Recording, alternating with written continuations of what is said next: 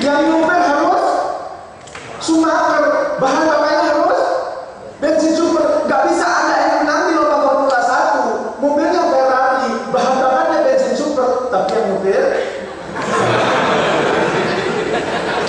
sampai dari sini sih nih, sampai yang lain 1000 kali dia baru nyampe.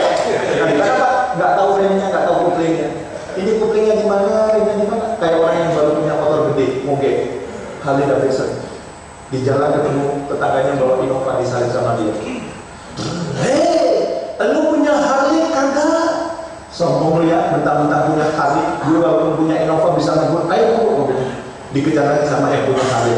Hei, lu punya Harley kagak? Sombong lu ya, mentang-mentang punya mobil. Tetangga sombong lo.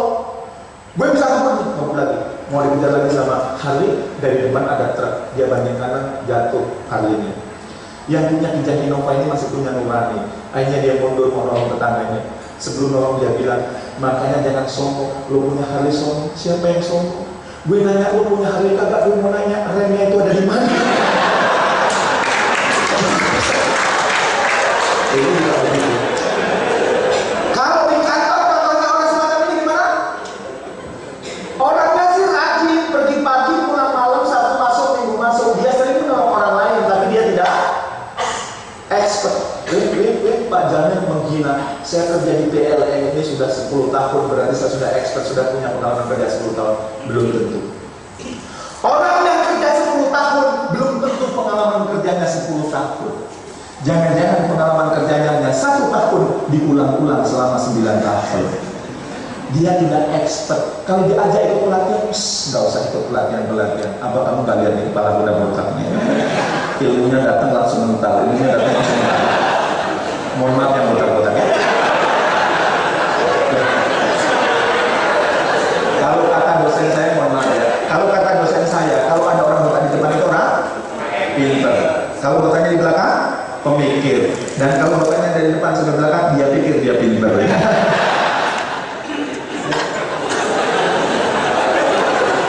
Mohon maaf ya. Justru mereka pelatihan. Nggak usah pelatihan. Apa kamu nggak tahu sebentar lagi aku pensi? Ilmu netranya Anda. Saya ngomong-ngomong sih tadi. Nggak mau dia dilatih jadi seorang expert. Maka kalau ada orang yang diajak pintar nggak mau langsung bilang bajuri lo ya. Bajuri. Ada orang juga yang lulusan S2 S3 luar negeri. Saya lulusan S2 S3 dari luar negeri. Saya juga sering menolong orang lain, tapi asetnya tidak dioptimalkan. Ini seperti orang yang menang di lomba Formula 1, tapi mobil yang dipakai. Kalau di kantor contohnya apa ya? Orangnya pinter, lulusan S2 S3 luar negeri, sering menolong orang lain, tapi kalau datang ke kantor telat, pulang cepat. Dipanggil sama Pak GM. Kamu tuh kalau datang telat pulang cepat. Kenapa? Pak, dalam hidup saya punya prinsip, Pak. Dalam 1 hari tidak boleh melakukan 2 kesalahan. Tadi saya datang terlambat sudah salah, maka pulang tidak boleh terlambat. Kayak orang malesnya minta ampun. Ibarat kalau ada orang males mulai sekarang dibilangnya apa? Bajail ya, bajail. Ada juga orang yang dia lulusan S2 S3 dari luar negeri. Dia juga kerjanya rajin, tapi kalau sampai kantor egois banget. Bantuin gue dong, anak gue lagi sakit. Sorry ya, kita beda unit. Kerjaan sendiri enak aja. Emang gue dapat apa? Gak dapat apa? Hari ini gak dapat apa? Mimpi kali ya. Ini kalau dilihat ketawanya sering kejadian.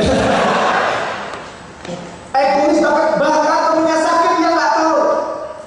Maka orang yang semacam ini ibaratnya ingin menang di lomba Formula 1, tapi bahan bakar yang dipakai adalah bensin oplosan. Makanya kalau ada orang egois, yang penting ini gue selamat, yang penting bagian gue selamat. Peduli amat yang lain langsung dibilangin bensin oplosan. Maka untuk sukses mulia ada 3 hal yang harus kita kuasai. Pertama, expert. Ingat, teriakan keras bisa mengurangi. Mumpung boleh teriak sekeras-kerasnya, teriak sekeras-kerasnya. Untuk sukses mulia ada 3 hal yang harus kita kuasai. Pertama, kedua, ketiga. Nah, sekarang kita akan jelaskan satu-satu. Expert. Apa itu expert? Expert adalah orang yang paling ahli di bidangnya, pakar di bidangnya, orang yang paling jago di bidangnya. Contohnya kalau saya sebut komputer, siapa yang dulu di pelana? Bill Gates. Berarti dia expert perusahaan. komputer. Kalau saya sebut Malik Rohainin, siapa yang muncul di kepalanya? Yunus dari Bangladesh. Kalau saya sebut pesawat terbang, siapa yang muncul di kepalanya? Habibie. Berarti dia ekspor besar. Kalau saya sebut basket, siapa yang muncul di kepalanya? Michael Jordan. Berarti dia ekspor besar. Basket. Saya sebut Michael Jordan muncul basket. Saya sebut B.J. Habibie muncul pesawat. Saya sebut Yunus muncul Michael Jordan. Saya sebut Bill Gates muncul komputer. Sekarang kalau disebut nama Anda, muncul apa?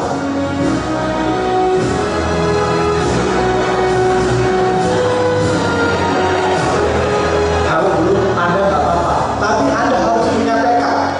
Suatu saat kalau anak saya ngetik di Google nama saya, maka ini yang muncul. Jangan sampai munculnya sesuatu yang negatif.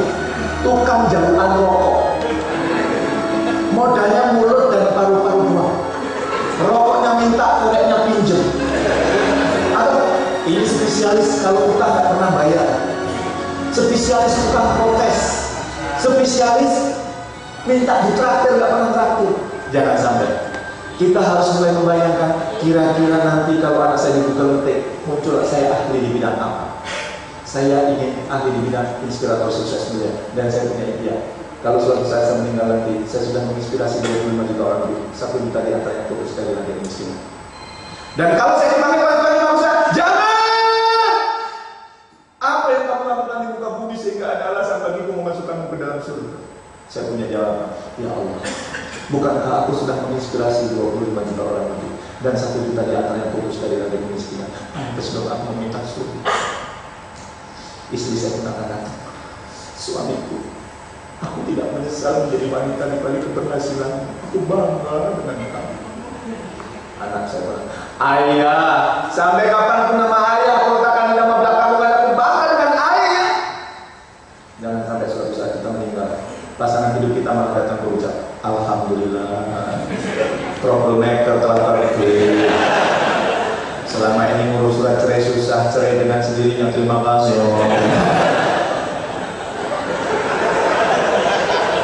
Jangan, berarti kita nggak pernah takdir, ya.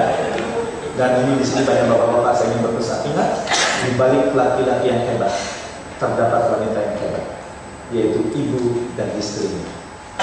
Di balik laki-laki yang kacau terdapat wanita yang kacau, yaitu selingkuhannya.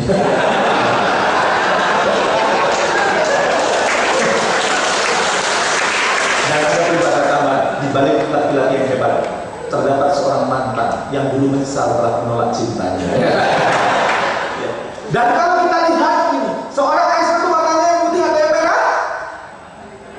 Merah. Lebih menonjol dibandingkannya. Makanya kalau pribadi, selama ini ngurus surat cerai susah, cerai dengan sendirinya, terima kasih. Jangan, berarti kita nggak pernah takdir. Dan ini di sini banyak bapak-bapak saya ingin berpesan. Ingat, di balik laki-laki yang hebat terdapat wanita yang hebat, yaitu ibu dan istrinya. Di balik laki-laki yang kacau terdapat wanita yang kacau, yaitu selingkuhannya.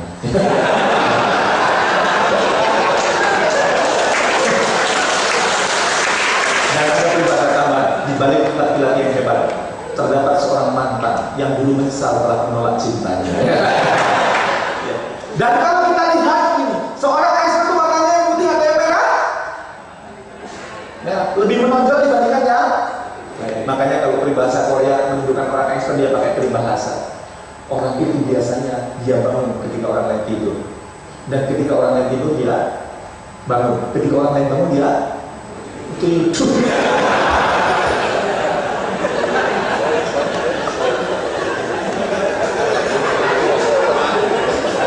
Ketika orang lain tidur dia bangun. Ketika orang lain bangun dia berdiri. Ketika orang lain berdiri dia jalan. Ketika orang lain jalan dia berlari. Dan ketika orang lain berlari dia terbang. Itu ibarat. Dan biasanya seorang ekspor kalau lebih menonjol dibandingkan yang lain, dia itu kerjanya asik, enjoy. Bukan hanya dia asik, bukan hanya dia enjoy, yang lihat juga asik, enjoy. Sebagaimana video berikut ini.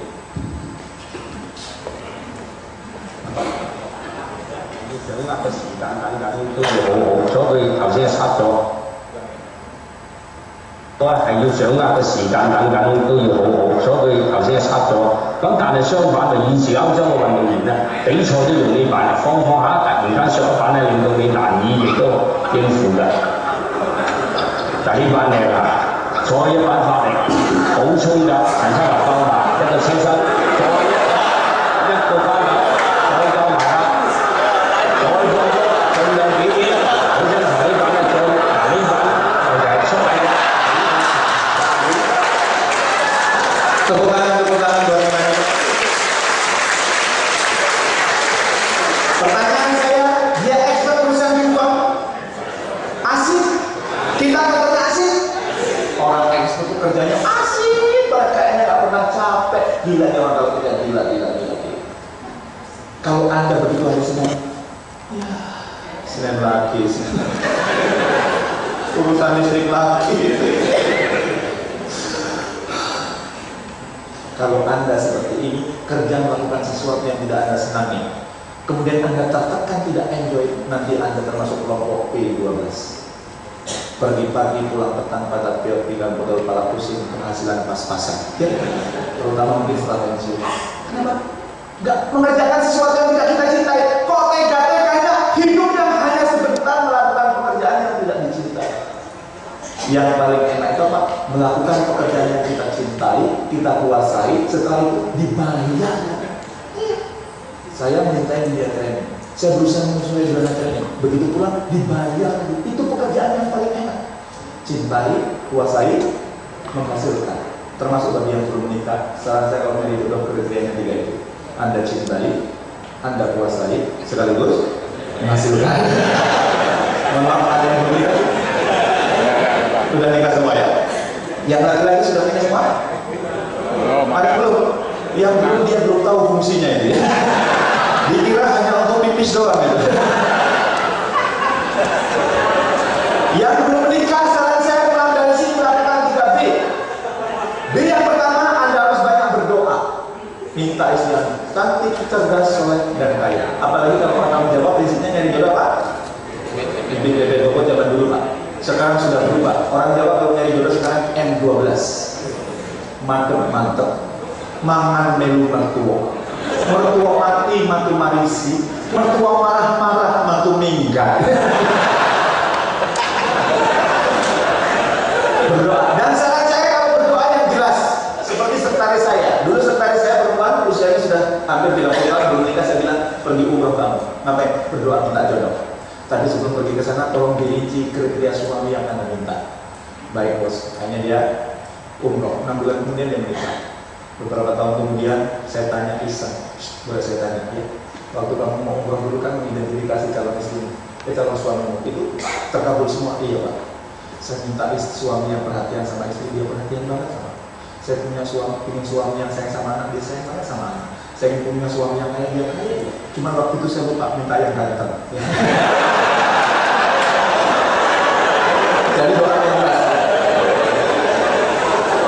Kalau sudah berdoa dapat lakukan yang kedua apa?